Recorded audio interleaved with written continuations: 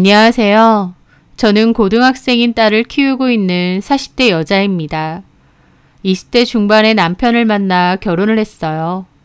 저보다 3살이 많았던 남편은 회사원이었고 저는 어린이집 교사로 일을 했었습니다. 연애 시절 서로 많이 좋아해서 결혼은 하고 싶은데 둘 다 돈이 별로 없었어요. 그때 당시 저나 남편이나 사회생활한 지 오래되진 않아서 모은 돈이 많이 없었고 또 양가 부모님도 도움을 받기엔 그닥 여유롭지 않으셨죠. 시댁은 시골에서 농사를 지으셨는데요. 저희 결혼할 때쯤에 이 딸은 농사 실패와 잦은 농작물 변경으로 인해 빚만 있는 상태였습니다. 또 저희 아버지는 회사에 다니시다가 퇴직 후 작은 사무실을 꾸려서 사업을 하셨는데요. 따로 직원도 없이 혼자서만 운영하셨는데 그냥 두 분 먹고 살 정도만 되셨어요. 그래서 저희 친정도 딱히 여유롭지는 않았죠. 결혼을 위해 저희 둘이 돈을 다 합쳐도 몇천만 원 되지도 않았습니다. 지금 생각해보면 그 돈으로 무슨 결혼이냐 싶기도 한데 그때는 오히려 아무 생각 없이 빨리 결혼해서 마냥 같이 살고 싶었어요. 저희는 대출을 받아서 그 돈으로 작은 집도 구하고 결혼식도 올려서 살았습니다. 돈은 별로 없어도 그래도 행복했던 것 같아요. 결혼하고 얼마 지나지 않아 딸애를 임신했어요. 저희 사는 집은 엘리베이터가 없는 오래된 빌라 4층이었는데요. 늘 어린아이를 업어서 그 계단을 오르락내리락 했었습니다. 여름에는 아이와 산책 한번 갔다 오면 온몸이 다 땀으로 젖을 정도였죠. 저희 아이도 마찬가지고요. 그러다가 4년 정도 뒤에 주공아파트로 이사를 갔는데요. 엘리베이터도 있고 아이를 산책시킬 단지도 있어서 너무 행복했던 기억이 있습니다. 거기서도 한 5년 정도 살았어요. 아이는 건강하고 씩씩하게 잘 커주었고 남편의 직급도 한 단계씩 오르고 허리띠를 열심히 졸라매며 살았지만 그래도 삶이 조금씩 나아지고 있다는 생각에 참 행복했습니다. 이렇게 열심히 차곡차곡 모아서 나중에는 좀 더 큰 집으로 이사 가야겠다는 꿈도 있었죠. 그런데 그런 꿈이 한 방에 이루어지는 놀라운 일이 있었습니다. 바로 시부모님의 시골 땅이 개발 확정이 된 것이었죠. 그전까진 소문만 무성했어요. 시부모님 땅이지 제 땅도 아닌데 괜히 기대하고 싶지도 않아서 그냥 그런가 보다 했는데 정말 개발 확정이 된 것이었습니다. 공교롭게 저희 시부모님 땅이 있는 곳까지가 딱 개발 확정지였죠. 보상금 얘기를 듣고 남편도 시부모님도 엄청 기뻐했습니다. 당연히 저도 기뻤죠. 시부모님이 저희에게도 보상금 좀 줄 테니까 기다리라고 하셨거든요. 그렇게 남편은 꽤 많은 보상금을 받게 되었어요. 그리고 저희는 그 돈으로 더 크고 좋은 아파트로 이사도 가고 오래된 남편 차도 바꾸게 되었습니다. 시부모님도 보상금으로 받은 돈이 꽤 많다 보니 시댁집 공사도 하시고 아버님도 차를 새로 사셨죠. 어디 재개발돼서 보상받는다는 얘기, 남의 얘긴 줄 알았는데 그게 저희 시댁 일이다 보니 너무 신기하기도 하고 또 좋더라고요. 그렇게 저희는 좀 더 여유로워진 형편으로 살게 되었습니다.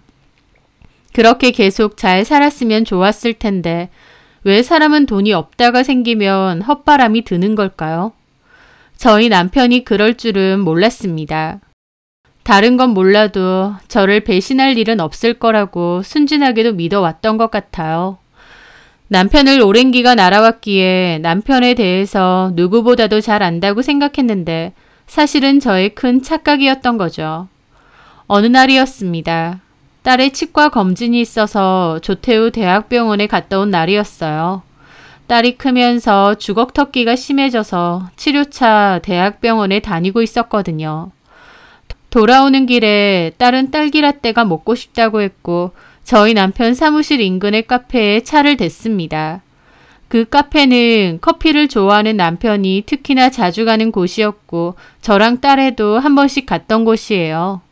그렇게 카페에서 주문을 하고 가게 안에 잠시 앉아 있는데 갑자기 딸애가 깜짝 놀라며 손으로 가리키는 겁니다. 엄마, 저기 아빠! 저도 쳐다봤는데 입구에서 남편이 서 있더라고요. 커피를 주문하고 기다리는 것 같았죠. 미리 서로 연락한 것도 아니건만 이런 데서 우연히 보니 너무 반갑더라고요. 일하다가 커피 마시고 싶어서 나왔나 보다 싶었죠. 그렇게 인사를 하려는데 가만 보니 남편은 혼자 있는 게 아니었습니다. 남편 옆에는 한 여자가 서 있었고 두 사람은 내내 웃으며 뭔가 얘기를 주고받더라고요. 저는 처음 보는 여자였죠. 아빠 옆에 누가 있네? 하면서 딸은 바로 남편 쪽으로 가는 겁니다. 제가 말릴 틈도 없이요. 저도 엉겁결에 따라갔죠. 아빠! 딸이 아는 체를 하자 남편은 화들짝 놀라더라고요. 은채야, 네가 여기 어쩐 일로? 하더니 저를 보고도 또 움찔을 하더군요. 당신도 있었네? 오늘 은채 병원 가는 날이잖아. 갔다가 오는데 여기 딸기라떼 먹고 싶다고 그래서 들렀지. 아, 그래? 저는 남편 옆에 있는 여자를 보았습니다. 저보다는 좀 어려 보이는 여자였고 화장도 그렇고 옷 스타일도 좀 이국적이고도 세련되게 보이는 여자였어요. 누구? 이쪽은 헤일리라고. 인사해. 여기 우리 와이프고 여긴 우리 딸. 그 여자는 웃으며 악수를 건네더라고요. 안녕하세요. 헤일리 박이에요. 네. 성주 알지? 내 고등학교 친구. 성주 씨 외국에서 살다가 왔다는. 맞아. 얘가 그 성주 동생이야. 그렇구나. 박성주라고 남편의 고등학교 친구인데요. 외국에서 살다가 온 친구라고 했습니다. 부모님이 이혼을 하셨는데 본인은 아버지 따라 한국으로 들어왔고 동생은 엄마랑 같이 외국에서 계속 산다고 했거든요. 성주 씨도 여기서 군대 나오고 학교 다니다가 원래 살던 곳으로 돌아갔다고 했고요. 성주 씨는 남편의 친한 친구였기에 저도 얼굴도 본 적 있고 듣기도 많이 들었습니다.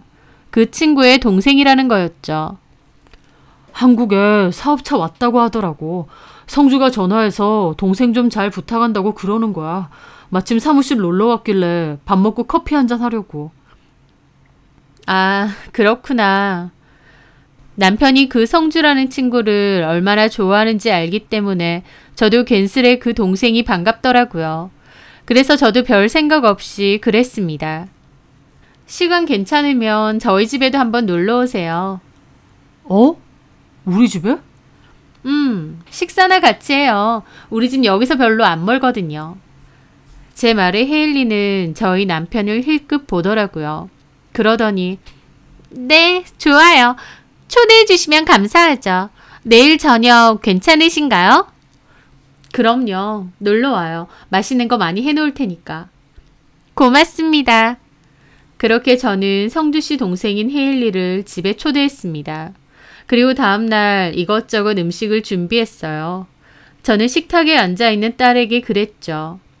전에 듣기론 그 동생이 어릴 때부터 외국에서 살았다던데 그래도 한국말도 제법 잘하더라. 집에서는 한국말로 얘기를 했나 봐. 그런가 봐. 얼굴도 미인이고 확실히 교포 느낌 나던데. 그치? 은채야, 너도 영어 잘하잖아. 나중에 그 언니 오면 영어로 얘기 좀 해봐. 프리토킹. 됐어. 싫어. 창피해. 뭐가 창피해. 이런 기회에 원어민하고 대화도 해보는 거지. 싫어. 그런 거 시키지 마. 괜히 말도 하지 말고. 저희 딸은 영어를 꽤 잘하는 편입니다. 제가 시켰다기보다 본인이 영어에 관심이 많아서 공부를 열심히 하는 편이에요. 학교 공부로서의 영어보다는 실제 회화 위주의 공부를 열심히 하더라고요. 저나 남편이나 외국어 쪽은 정말 젬병이고요. 저도 영어 공부 좀 해보려고 했는데 영 안 되더라고요. 그렇다 보니 영어에 관심이 많고 곧잘하는 딸이 신기했고 자랑스럽기도 했습니다. 헤일리는 외국에서 계속 살았으니까 온 김에 저희 딸이랑 대화도 좀 해봤으면 좋겠는데 사춘기 갓 지난 딸은 창피하니까 그런 소리 하지 말라고 못을 박더라고요. 저도 웃으면서 알겠다고 그랬죠. 그렇게 약속 시간이 되었고 남편과 헤일리가 집으로 왔습니다. 헤일리는 저에게 줄 거라고 꽃다발도 사서 왔더라고요. 초대해 주셔서 감사해요. 어머, 뭘 이런 걸 다. 그냥 와도 되는데. 너무 예쁘네요. 얼른 안으로 들어와요. 헤일리는 집 안으로 들어오더니 집을 구경하더라고요. 집이 예뻐요. 아, 그래요? 고마워요. 시장할 텐데 얼른 자리에 앉아요. 그렇게 저는 음식을 차렸고 딸도 저를 도왔습니다. 헤일리는 딸에게 묻더라고요. 고등학생? 아, 네. 아빠 많이 닮았다. 공부 잘해? 그냥 중간 정도요. 그렇구나. 헤일리는 방긋방긋 웃으면서 딸한테도 말을 잘 걸더라고요. 사교성도 좋아 보이고 친절해 보였습니다. 저는 속으로 기왕이면 영어로 대화를 했으면 좋겠다 싶기도 했지만 딸이 난리칠 것 같아서 말은 하지 않았죠. 그렇게 화기애애한 분위기 속에서 식사를 했어요. 남편 말로 헤일리는 캐나다에서 성공한 사업가라고 하더라고요. 미국으로 유학을 가 파슨스 디자인 스쿨을 졸업하고 캐나다에 돌아와 본인 의류 브랜드 사업을 진행한다고 했습니다. 캐나다에서는 꽤 잘 나가는데 아시아 쪽으로도 시장을 넓혀보려고 한대요. 당연히 모국인 한국에서 시작을 하려고 하고 시장 조사차 나와 있는 거라고 했죠. 본인 능력으로 큰 성공을 이뤘다고 하니 너무 멋있더라고요. 와, 멋있네요. 그럼 지금 입고 있는 옷이나 가방도 다? 맞아요. 제가 디자인한 거고 저희 회사 제품들이에요. 어머나, 너무 멋지다. 저는 제 브랜드를 글로벌 브랜드로 키우는 게 최종 목표예요. 그만큼 제가 더 열심히 해야겠죠. 헤일리는 한국어 발음이 살짝 세긴 해도 기본적으로 말을 정말 잘하고 언어 구사력이 좋더라고요. 무엇보다 성격이 당당하고 거침이 없어 보여서 멋지다고 생각했습니다. 기본적으로 사람을 홀리게 만드는 매력이 있는 사람이랄까요? 그렇게 좋은 분위기 속에서 이런저런 대화를 하며 술도 한 잔씩 할 때였습니다. 저희가 술을 먹으니 딸은 자기 방으로 갔죠. 그러던 찰나 헤일리는 전화가 왔다더군요. 현지에 있는 회사 직원한테 온 전화라서 하면서 자리에서 일어나서 문 밖으로 나가려고 하더라고요.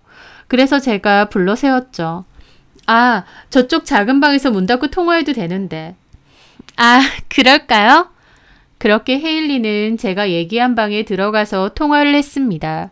그 모습에 저는 웃으며 그랬습니다. 사실 여기서 통화해도 우리 둘 다 못 알아듣는데. 우리 둘 다 영어 못하니까. 그치? 근데 제 장난 같은 말에 남편이 저를 좀 한심하게 보더라고요. 그게 장난이냐? 저는 머쓱해서 그랬죠. 자랑은 아닌데 맞는 말이잖아. 우리 둘 다 영어 완전 젬병이고. 그럼 은채한테라도 좀 배우던가. 못하는 게 무슨 자랑도 아니고. 자기도 못하면서 괜히 나한테 그래. 그런데 남편이 저를 보더니 볼멘 소리를 하는 겁니다. 아휴, 비교를 안 할래야 안 할 수가 없다. 갑자기 뭔 소리? 너랑 헤일리랑 같이 앉아있는데 비교를 안 할 수가 없다고. 헤일리는 외모도 딱 세련돼가지고 당당하고 기본적으로 자신감이 넘치잖아. 근데 당신은 옆에서 허리 구부정해가지고 뭐 좋다고 실실 웃으면서 맞장구나 치고 있어. 사업 얘기는 뭔 소린지 알아듣지도 못하면서. 그러면서 저한테 면박을 주는 겁니다. 저도 기분이 나쁘더라고요. 무슨 말을 그렇게 해? 그럼 사람 불러놓고 웃으면서 얘기 들어주고 맞장구 쳐주고 해야지. 말하든지 말든지 그냥 가만히 있으라고? 헤일리 옆에 있으니까 당신 완전 푼수떼기 같아서 그래. 왜 시비야? 비교는 왜 하고? 아, 됐다. 그만 얘기하자. 그러면서 자기 혼자 술을 마시는 겁니다. 저는 너무 황당했죠. 제가 뭘 어쨌다고 갑자기 비교하면서 면박을 주나요? 저도 좀 기분이 상하긴 했지만 그래도 손님 불러놓고 뚱에 있는 건 아닌 것 같아서 헤일리가 다시 돌아왔을 땐 웃으며 반겼어요. 그렇게 헤일리는 술도 한잔하고 돌아갔고 남편이 택시 태워서 보내겠다고 같이 내려갔죠. 그런 일이 있은 후에 얼마간의 시간이 흘렀을 때였습니다. 쓰던 선풍기가 부러지는 바람에 새로 선풍기를 사야 했어요. 인터넷으로 주문을 하고 결제를 하려고 보니 제 체크카드에는 돈이 좀 모자라더라고요. 체크카드에 생활비를 넣고 쓰는데 그달은 큰돈 들어갈 일이 많아서 생활비가 모자랐거든요. 그래서 남편 폰으로 신용카드 결제를 하려고 했죠. 남편은 씻고 있었기 때문에 그냥 제가 하려고 남편 폰을 들었습니다. 그렇게 결제를 하려고 하는데 그 순간 카톡이 도착하면서 실수로 그 카톡을 눌러보게 되었어요. 그 카톡은 헤일리로부터 온 카톡이었죠. 그런데 카톡이 열리자마자 저는 너무 놀랐습니다. 왜냐면 그 카톡에는 헤일리가 속옷만 입은 사진을 보냈거든요. 오빠가 준 거 어때? 라고 곧바로 카톡이 하나 더 왔죠. 저는 너무 놀라 그대로 굳어버렸습니다. 다른 것도 아니고 속옷만 입은 사진을 남편에게 보내다니요. 이게 뭔가 싶어서 순간 멍해지더라고요. 그리고 떨리는 손으로 카톡을 올려봤고 그 둘의 대화를 읽게 되었습니다. 그걸 읽던 저는 온몸이 사시나무처럼 떨리더군요. 그 둘은 친한 친구의 동생과 오빠 사이가 아니었어요. 외도를 저지르고 있는 불륜관계였고 대화에서 보니 애초에 성주 씨의 동생도 아닌 것 같았습니다. 나는 그 성주라는 사람 동생인 척하면 되는 거야? 오빠 와이프가 뭐 물어보면 어떡해? 성주라는 친구에 대해서. 대충 둘러대. 와이프도 잘 몰라. 얼굴도 한두 번밖에 못 봤고 걔 외국 간 지 꽤 됐거든. 근데 그때 카페에서 오빠 와이프랑 마주쳤을 때 말이야. 오빠 순발력이 장난 아니더라. 어떻게 바로 그렇게 거짓말을 해? 센스 장난 아니지. 완전 타고난 거짓말쟁이네. 그래서 와이프 바로 속잖아. 근데 오빠 집에 가본다니까 좀 떨리네. 왜? 들킬까 봐? 아니, 오빠는 어떤 데 살고 있을까 궁금해서? 그럼 네가 아예 들어와서 살래? 와이프 쫓아낼 테니까. 딸은? 네가 새엄마 해줄 것도 아니잖아. 같이 나가라고 해야지 뭐. 아빠 맞아? 그런 대화들이 오갔습니다. 저는 숨이 안 쉬어졌어요.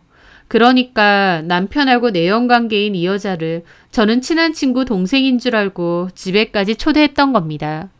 내 남편하고 노란한 연인 줄도 모르고 식사 대접하고 웃고 장단 맞춰주고 대단하네 어쩌네 추켜 세워주고요. 이것들은 바람피는 주제에 대담하고 뻔뻔하게 저희 집 오고 제 앞에서 시침이 떼고 있었던 겁니다. 이것들이 사람인가 싶고 주체할 수 없을 정도로 온몸이 떨려왔죠. 게다가 제 앞에서 그 여자랑 저 비교했던 남편의 말까지 문득 떠오르고요. 제가 폰을 보고 부들부들 떨고 있으니 씻고 나오던 남편도 깜짝 놀라더군요. 여보! 저는 그 자리에서 달려가서 남편의 싸대기를 날렸습니다. 그러고도 분이 안 풀려서 또 날리고 또 날리려는데 남편이 제 손을 확 낚아채더니 그만 좀 때리라며 저를 떠밀어 버렸죠. 저는 그 바람에 바닥에 나동그라지고요. 제가 소리를 지르며 바닥에 자빠지니까 방에 있던 딸도 놀라서 뛰쳐나왔어요. 엄마! 저는 울분에 차서 남편에게 다시 달려들었고 남편도 그만 좀 하라며 소리를 지르면서 저를 또 밀어버리는 겁니다. 아빠 미쳤어요? 아무리 화가 나도 딸 앞에서 그런 모습 보이면 안 되는데 저도 그 순간은 눈이 돌았습니다.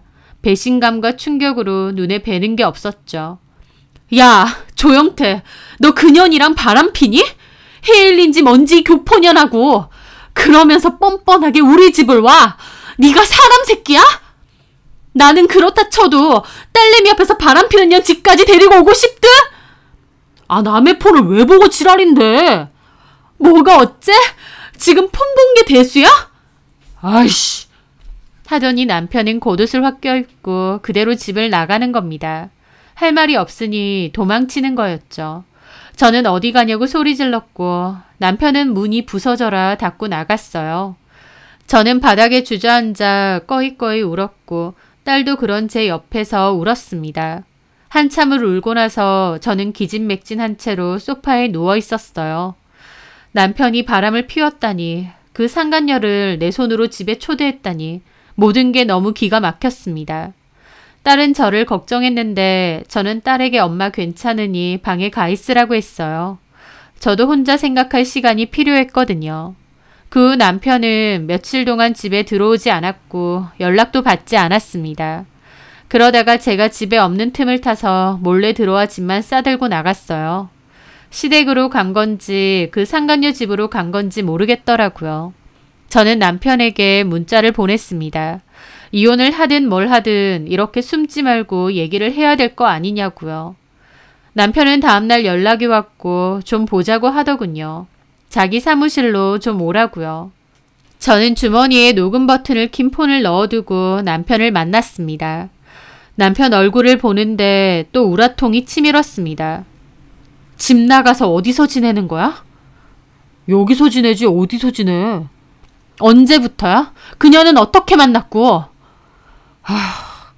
얘기 안 할 거야? 뭐 어쩌자는 거야? 나도 여기서 지내면서 생각을 해봤는데 우리는 그냥 갈라서는 게 좋겠어. 남편의 말에 저는 또 심장이 내려앉았습니다. 미안하다. 한순간의 실수였다. 우리 딸을 생각해서 한 번만 봐주라 라고 할 줄 알았는데 남편의 말은 제 예상과는 아예 다른 말이었어요. 거칠 것도 없이 바로 이혼해달라고 하더라고요. 이혼하자고? 당신 미쳤어 정말? 나 그 여자 많이 좋아하고 이제라도 그 여자랑 같이 살고 싶어.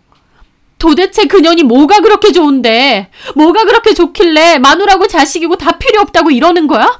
도대체 뭐에 홀린 거냐고? 솔직히 우리 결혼한 지도 꽤 됐고 내 인생에서도 거의 반은 당신이랑 같이 한 거 알아. 당신한테 고마워. 나 그런 것까지 모르는 그런 놈 아니야. 근데 고마운 거랑 사랑하는 건 다르잖아. 나는 더 이상 당신을 여자로 사랑하지 않아. 설렘도 없고 떨림도 없고 어쩔 땐 여자로 보이지도 않아. 뭐가 어째? 그냥 결혼했으니까. 자식 낳고 살고 있으니까. 그러니까 그냥 관성처럼 사는 것 뿐이잖아. 근데 그 여자 만나고 내 생각이 달라졌어. 그 여자는 나를 설레게 하고 긴장되게 하고 하여튼 사람으로서도 멋있어. 본인 사업 진취적으로 하는 것도 멋있고 이렇게 근사한 여자가 나를 좋아한다는 것도 나 어쩔 땐 너무 신기해. 그러니까 내 말이 그런 여자가 뭐하러 당신이 좋다고 할까? 그게 말이 돼? 어리고 예쁘고 능력도 좋은 여자가 지보다 나이도 훨씬 많고 별 볼 일 없는 당신이 왜 좋을까? 그런 생각은 안 해봤어? 말 다 했냐? 이러니까 나는 네가 싫다는 거야. 남편 개무시하긴 하고. 내가 전부터 무시했어? 네가 먼저 사람 배신 때리고 뒤통수 때리는데 나라고 좋은 말 나와? 아 됐다. 너랑 이렇게 싸우는 것도 지겨워. 나 그 여자랑 살고 싶어. 이혼해줘. 내가 왜? 절대 싫어. 누구 좋으라고. 나 그년하고 너한테 상간소송도 걸 거고 동네방네 소문도 다 낼 거야. 그년이 뭐 사업을 한다고? 웃기지 말라 그래. 상간녀로 낙인 찍혀서 잘도 하나 어디 보자. 그 말에 남편도 저를 노려보더라고요. 저도 이악 물고 노려봤습니다. 정말 남편에 대한 분노밖에 안 들더라고요. 됐다. 그만 얘기하자. 말도 통해야 얘기를 하는 거지. 너 다른 건 다 떠나서 딸도 필요 없다 이거야? 남편은 아무런 대답도 하지 않았습니다. 대답이 없다는 건 곧 딸이고 뭐고 필요 없다는 뜻이겠죠. 진짜 사람 새끼 아니네. 여자한테 눈이 돌아서 네 새끼도 신경 안 쓰인다 이거지? 고등학생이면 다 컸어. 나중에 크면 아빠 이해할 거야. 지랄한다. 이해하긴 뭘 해. 바람나서 집 나간 아빠를 이해해? 아내고 자식이고 내팽개치는 아빠를 이해해? 아 어쩌라고. 나도 내 인생 좀 살자. 진짜 지긋지긋하네. 더 얘기할 것도 없으니까 그냥 나가. 소송을 하든 말든 네 마음대로 하고. 그렇게 남편과 한바탕 싸우고 사무실을 나왔습니다. 너무 비참하고 괴로워서 눈물밖에 안 났죠. 그렇게 집으로 돌아왔고 저는 식음을 전폐하고 어린이집도 못 나간다고 전화하고 눈물을 흘렸습니다. 평범하지만 행복하고 단란하게 잘 살고 있다고 생각했는데 변해버린 남편과 상황이 견딜 수가 없었죠. 그렇게 한참을 울다가 넋이 나가 멍하게 있는데 학교에서 돌아온 딸이 저를 보고 깜짝 놀라더라고요. 엄마, 괜찮아? 울었어? 학교 갔다 왔어? 학원 갈 준비해. 지금 학원이 문제야? 아빠 만났어? 아빠가 뭐라는데? 저는 이런 얘기까지 딸에게 다 해도 되나 싶기도 했지만 속일 것도 없었습니다.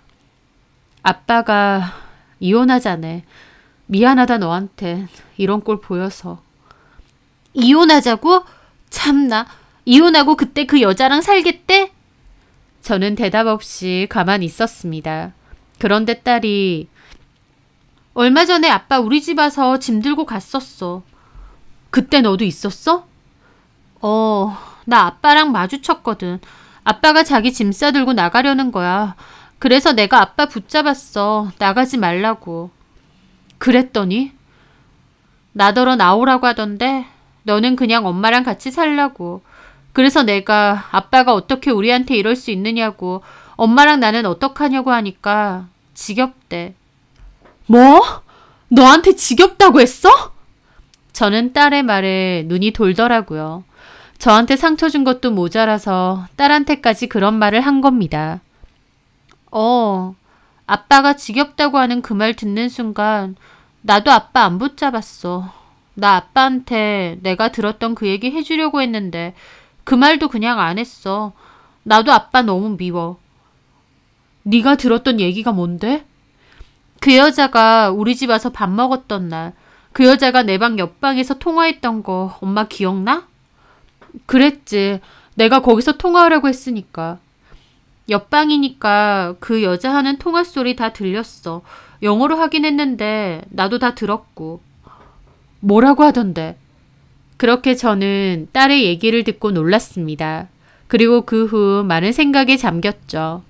배신 때린 남편 놈이 너무 괘씸해서 오히려 이혼이고 뭐고 안 해주고 싶은데 오히려 딸의 얘기를 듣고 나서는 이혼해 줄까? 라는 생각으로 바뀌었습니다.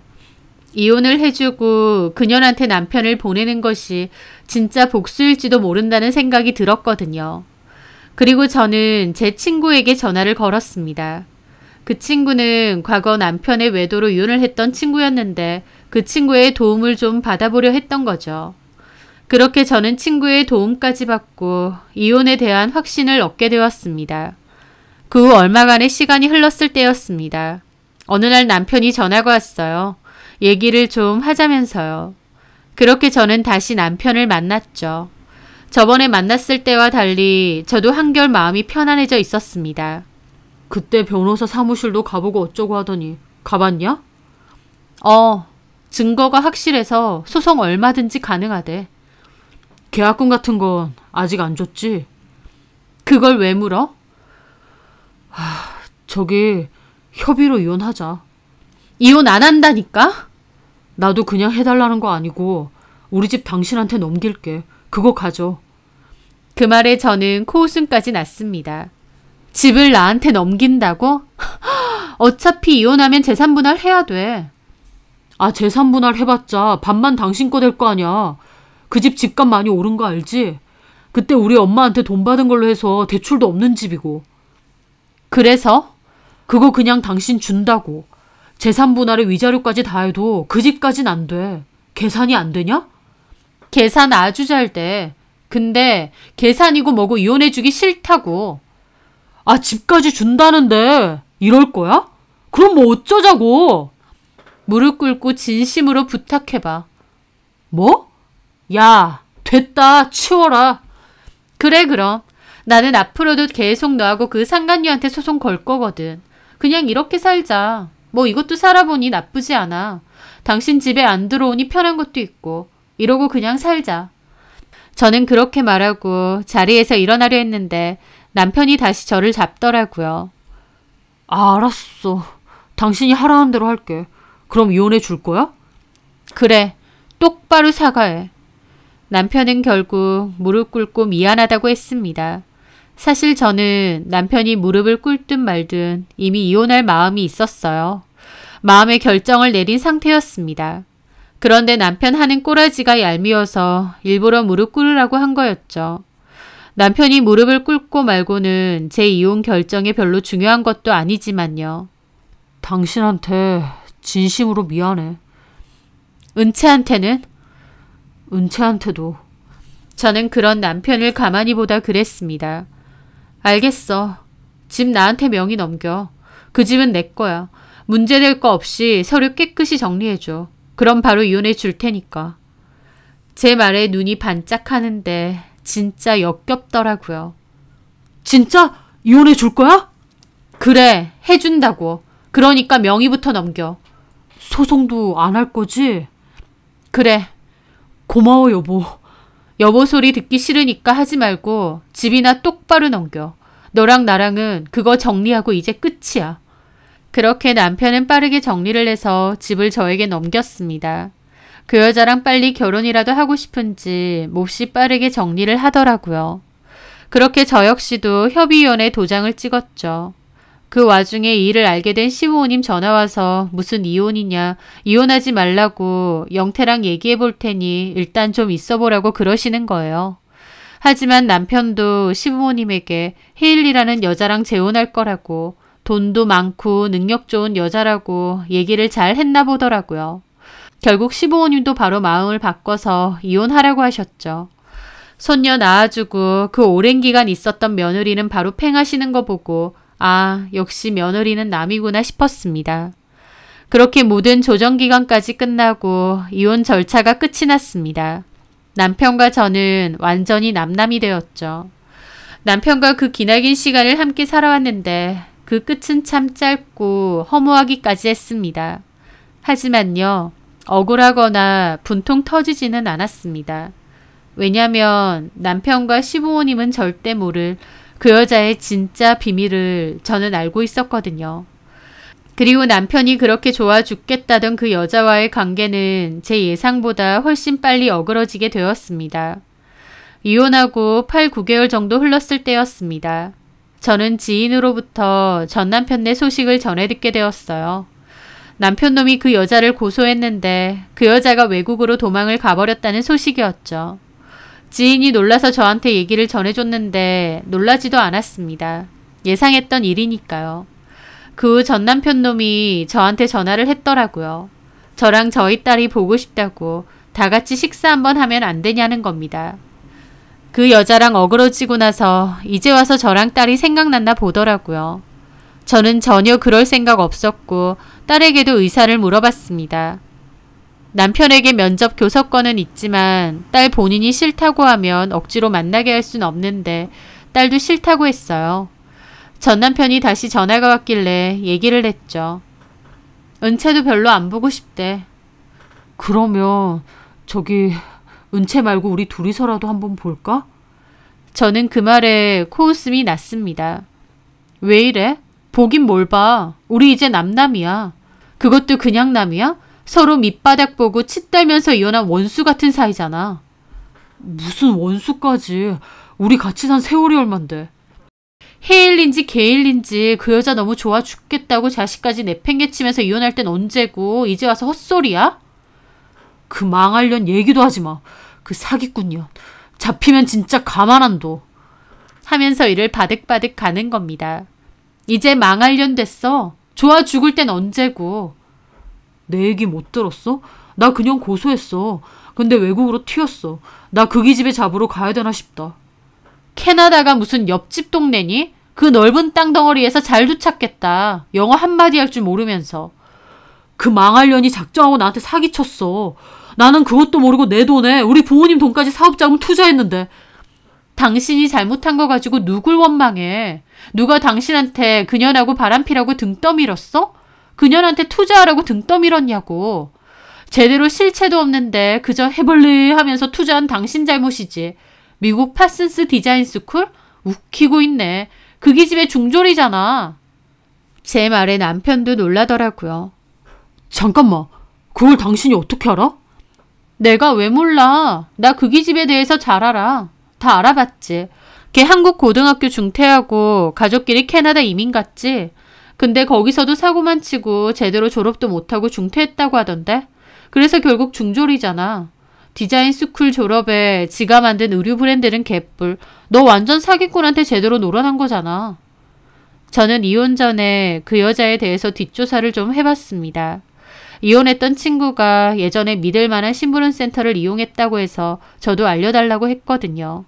그 여자는 외국에서 생활했던 여자라 일반적인 미행이나 뒷조사는 좀 힘들었고 디지털 쪽으로 유능한 직원이 있다고 소개를 해주었습니다. 인터넷에 그 여자에 대한 정보를 서치하고 구글링해서 밝혀낸 것들이었는데 이민 간 외국 고등학교도 중퇴하고 사고도 많이 쳤나 보더라고요. 미국 디자인 스쿨이니 본인 명의의 브랜드 사업이니 몽땅 다 거짓말이었습니다. 제가 애당초 이런 뒷조사를 하게 된 건 저희 딸의 말 때문이었어요. 제가 상간녀인 줄도 모르고 저희 집에 초대했을 때 상간녀가 딸애가 있는 옆방에서 통화했다는 거 기억나시나요? 저희 딸 방에서도 그 여자의 통화 내용이 다 들렸대요. 저희 딸도 영어를 잘하니 웬만큼은 알아들은 거죠. 그 여자는 캐나다 현지에 있는 진짜 애인이랑 통화하는 것 같았고 여기서 일 잘 되면 돈 좀 챙겨서 다시 돌아갈 거다. 보고 싶다. 돌아가면 우리 결혼하자 그러니까 자기만 믿고 기다려라 그런 얘기를 막 하더래요. 딸이 듣기에도 대화 내용이 좀 이상하긴 했지만 그냥 그런가 보다 하고 말았다는데 그 뒤에 아빠하고 그 여자랑 바람을 핀다는 사실을 알게 되고 딸도 너무 놀랐던 거죠. 딸은 저에게 그때 통화 내용 들었는데 그 여자 캐나다에 애인도 따로 있는 것 같고 돈 벌면 다시 돌아간다고 했다면서 아무래도 사기꾼인데 아빠가 당하고 있는 것 같다고 하더라고요. 저도 그 말 듣고 친구 도움으로 심부름 센터에 뒷조사를 의뢰했는데 정말 딸의 말이 맞았던 겁니다. 순 사기꾼 같은 여자였어요. 그러니 저도 옳다구나 싶어 순순히 이혼을 해줬던 거죠. 이 인간아, 조강지처랑 자식도 버리더니 어디 사기꾼한테 당해봐라 라는 마음으로요. 제가 다 알고 있었다고 하니 남편도 꺽꺽 넘어가는 겁니다. 다 알면서 왜 얘기 안 해주는데? 내가 왜 얘기해줘야 돼? 야, 너는 그러면 그년이 애초에 사기꾼인 걸 알았단 말이잖아. 근데 나한테 어떻게 이럴 수가 있어? 하면서 제가 얘기 안 해줬다고 제 탓을 하고 있는 겁니다. 참 어처구니가 없더라고요. 네가 나랑 은채한테 한 짓을 생각해. 너는 가정이고 뭐고 다 버렸으면서 나랑 은채는 너를 위해서 다 얘기해줘야 돼? 우리가 왜? 너는 끝까지 참 이기적이네. 와, 진짜 너무한다. 당신도 은채도 진짜 너무해. 네 마음대로 생각하세요. 애초에 너무한 짓 한 게 누군데. 웃기지도 않네. 그리고 우리가 설령 얘기해줬다 한들 당신이 믿기나 했겠어? 그년한테 아주 정신 팔려가지고. 내가 분명히 말하는데 이 모든 건 당신 스스로 자초한 거야. 가정 박살낸 것도 네 옆에 있어준 와이프 배신 때린 것도 자식 새끼 눈에 피눈물 나게 한 것도 다 네가 저지른 짓이고 지금 네가 받는 그 고통도 네 스스로 자초한 거라고. 알았니? 남편은 말도 못하고 끄끄대는 소리만 내더라고요. 저랑 딸에 대한 배신감으로 우는 것 같기도 했죠. 지가 먼저 배신해놓고 저런 반응도 참 어이가 없었습니다. 저는 다시는 연락하지 말라고 우리는 이제 영영 남이라고 했습니다. 남편이 뭐라고 말하려는 것 같았는데 듣고 싶지도 않아서 그냥 끊었어요. 그렇게 전화를 끊었고 그게 전 남편과의 마지막 통화였습니다. 전 남편은 그 여자가 도망가니 이제 와서 저랑 딸애한테 다시 비벼볼 작정이었나 본데 어림도 없었습니다. 그래서 모든 걸 다 터트린 거죠. 나는 다 알고 있었지만 네 인생 망해보라고 말 안 한 거라고요. 그리고 저랑 딸 인생에서 제발 사라지라고요. 전 남편은 그 여자랑 저를 비교하며 헤일리는 저렇게 세련되고 잘났는데 저는 참 비루하다고 그랬죠. 그 여자랑 놀아놨던 전 남편 눈에는 제가 그 여자랑 참 비교되어 보이고 못나 보였을지도 모릅니다. 늘 본인 옆에 있어주고 가족을 위해 헌신하고 가정을 지키고 있던 저는 전 남편 눈에 참 별 볼 일 없어 보이고 초라해 보였나 봅니다. 그런데 저라고 안 그랬겠나요? 배 나오고 머리숱 없어지는 전 남편 놈. 사업한답시고 회사 다닐 때보다 월급도 못 받고 빌빌거리는 그 모습이 저라고 좋았겠냐고요. 그럼에도 가족이고 부부니까 저는 그 모든 것도 다 사랑으로 품었던 겁니다. 그렇게 함께 나이 들어가는 모습조차 다 품었던 거예요. 저는 무슨 비교할 줄 몰라서 안 했겠나요? 어리석은 전 남편은 스스로 본인이 가진 모든 걸 다 버린 셈입니다. 전 남편에게도 말했지만 결국 스스로 다 자초한 거니까 남 탓하지 말고 반성하며 살길 바랍니다. 전 남편 놈은 소문에 그 헤일리 잡으러 외국으로 갔다는 얘기도 있는데 가서 잡든 말든 알아서 하겠죠. 궁금하지도 않고 걱정되지도 않습니다. 저는 남편에게 받은 집 정리하고 친정 근처로 집을 옮겼어요. 거기가 딸 학교에서도 좀 더 가깝거든요. 전 남편에게 받은 상처가 있긴 하지만 딸하고 행복하게 잘 지내고 있습니다. 전 남편의 빈자리는 전혀 느껴지지 않으니 앞으로도 딸하고 둘이서 잘 살아보려 해요. 제 사연 들어주셔서 감사합니다.